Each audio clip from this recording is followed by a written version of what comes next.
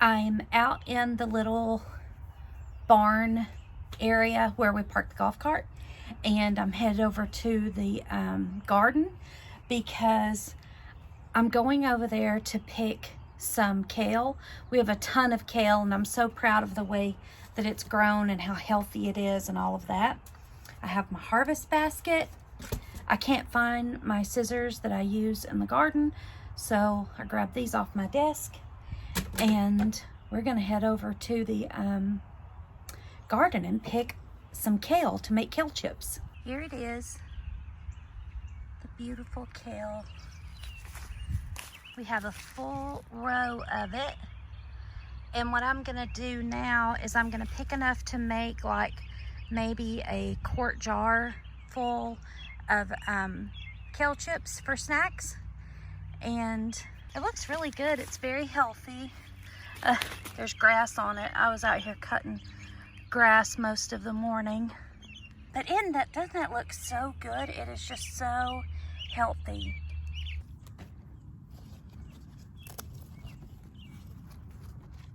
Look how pretty that is. I can't wait to make the kale chips out of it.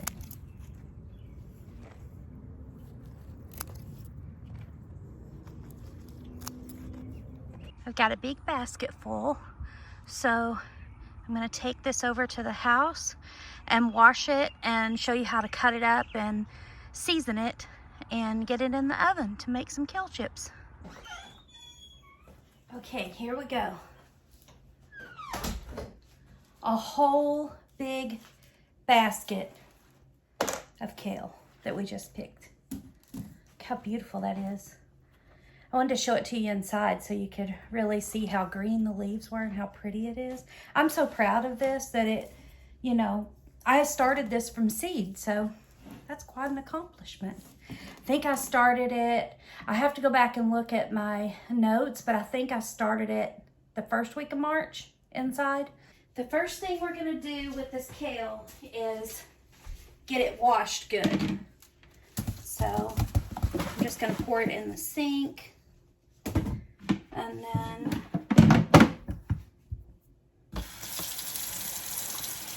get it washed. And you want to check on both sides of the, when you wash it, when you're can't talk.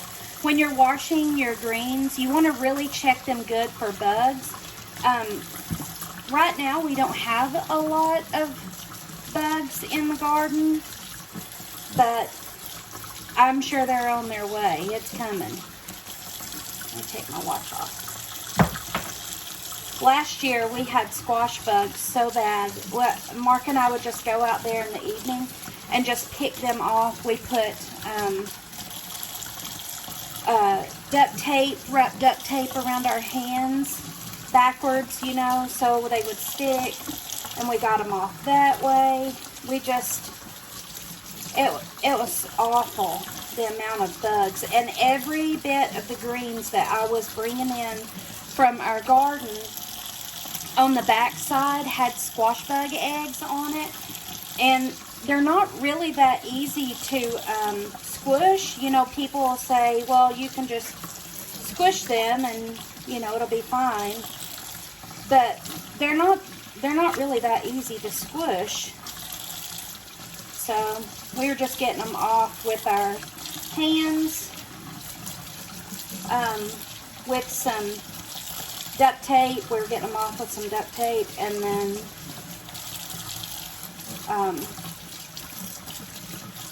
throwing them away.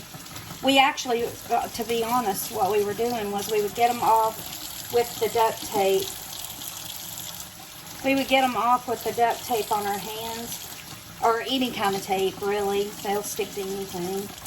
But we would get them off with the tape, and then what we would do is put them in like a sandwich bag or something. The tape, put it in a sandwich bag, and zip it up. And then just throw it in the garbage. But we had bees. Mark was working bees here last year when we had our garden, and so it was you can't really use any kind of anything. Like you can't use 7 Dust or spray any of those chemicals or any of that stuff, because we certainly don't want to harm the bees. So, okay, we got it washed. What we're going to do now is preheat the oven to 300, and then we'll go over here and get this dried. Okay. I am going to dry these with a paper towel.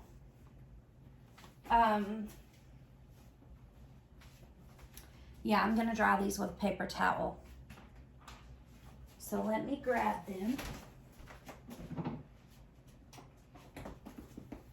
I'll set it on this dish drying mat so it doesn't drain all over everything and make a mess. But I'm going to dry them with just a paper towel. Ooh. What's growing in y'all's gardens? We have a lot of stuff growing in our garden over there. And coming up, we're going to do a garden tour. So I'm excited for that. Okay, so what we're going to do here is take all of this kale, bend you down a little, and dry it. You want to get as much of the water off of it as you can. We'll dry it with a paper towel. And as soon as I get all of these dried, I'll be back and we will start cutting them up.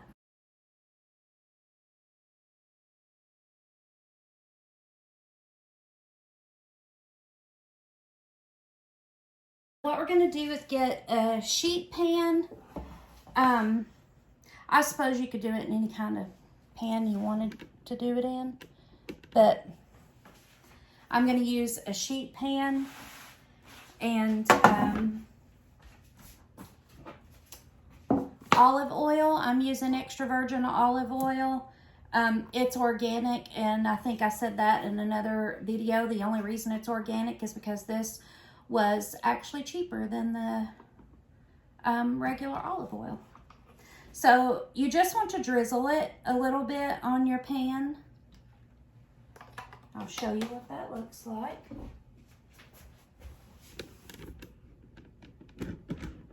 Just want to drizzle some on the pan.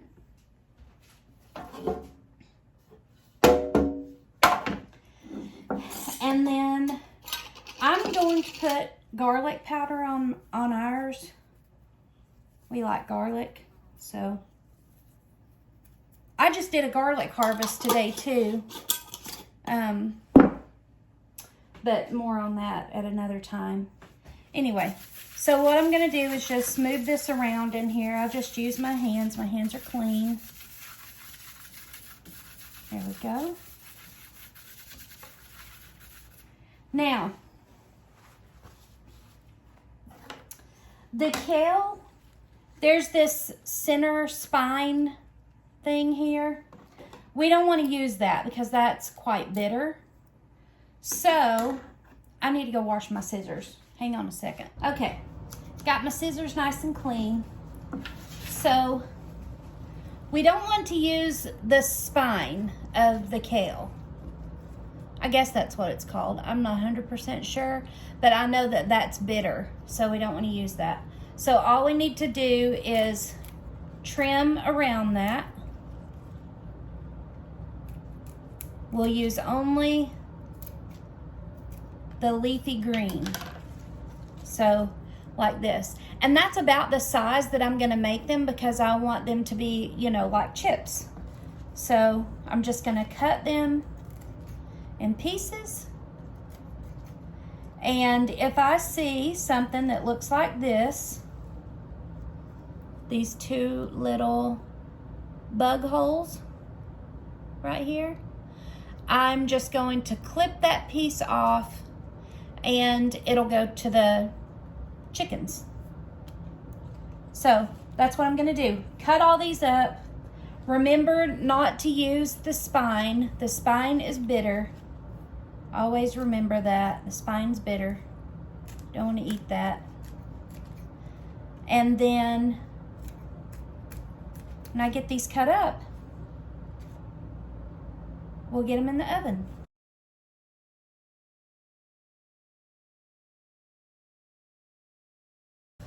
Something to note if you decide that you want to make these, they need to be laid out on the pan in a single layer, and that way they will get extra crispy. You don't want to pile them up on this pan like these are, but I'm going to go through and arrange these and make sure that it's only one layer. So it looks like I'll probably get about 3 or 4 of these pans, which that's fine with me. We love kale chips, so that's what I'm gonna work on now, is getting all the pans ready, and I'll go ahead and get this one in the oven so when it comes out I can show you right away what it looks like and how we're going to store them. Got them in a single layer, and some more garlic powder.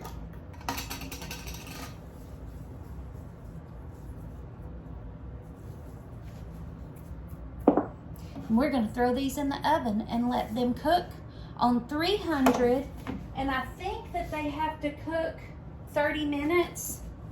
I'm gonna set my timer for 20 minutes and check them after 20 minutes, but I'm pretty sure that it probably will take 30 minutes because I just washed these and I dried them with paper towel.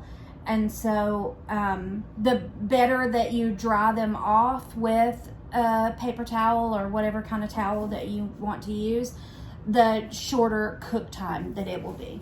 But that's what they look like going in the oven right now. I actually wound up with 3 full sheet pans. So I have one in the oven. It's looking really good. It's been in there about 15 minutes. I've got the one in the oven, and then I'm gonna do these one at a time. And the reason why is because I want them to have the most air circulation in the oven, so I'll do these one at a time. I just took them out of the oven, the first pan, so I'll show you what they look like. Here we go. They look awesome, don't they? So what I'm gonna do is take them out of this pan and put them on a cooling mat, and then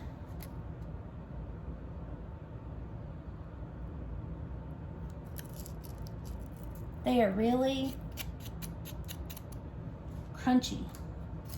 I'm gonna put them on a cooling mat while the other two, or the other pan cooks. I have 2 more pans to cook after this one. So as soon as those come out of the oven and I get them on the cooling rack, I will show you how we are going to store these. This one's stuck. I can't pick it up off the pan. So all you need to do is just take a really flat spatula and just ease it up, just like that. They come up really easy and they won't break like that. If you sit there and try to pick it and get it off, then it's going to just break all to pieces. But if you use, you know, a real flat spatula, you can get it off and it will still be in a whole piece.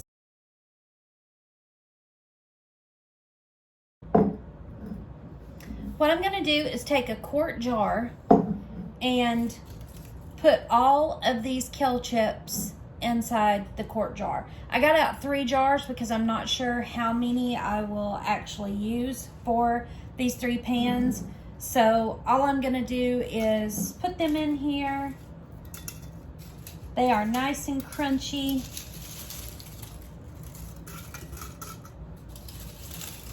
I've got the other 2 pans coming out to go on the drying rack now. So I wanted to get this one in the jar, get it sealed up.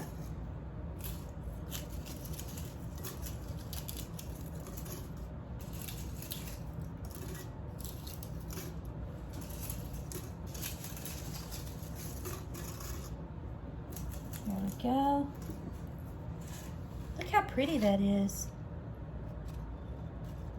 That is beautiful. I can't wait until our spinach comes in, because I'm also going to make spinach chips. But I was thinking that maybe next time I make these, I might use sriracha, a little bit of sriracha powder. So all I did was just wipe down the rim, just in case there's any of the garlic salt on it, because I want to make sure that it gets a good seal. This goes on there first. I'm still new to this thing, but I absolutely love it. So we just sit this on here and press the power button. And if you listen, you can tell a difference in the sound of the suction when it's done.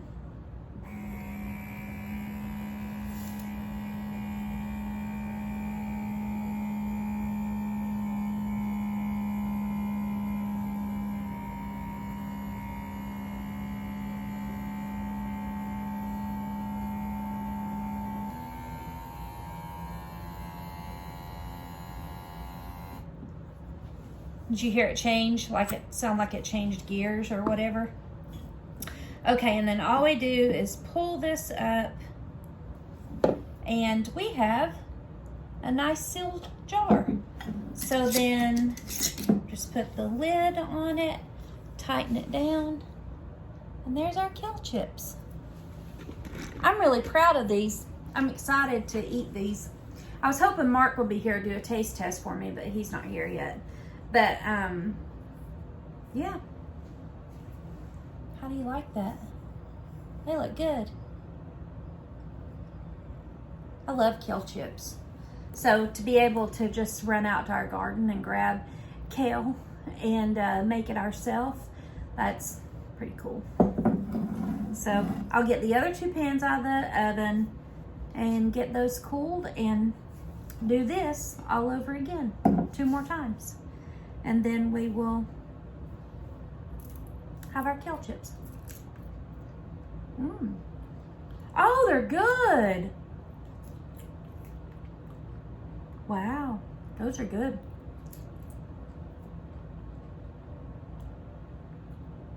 I've not made them with garlic on them. I always just do plain salt, but they're good with the garlic on it. That's yummy.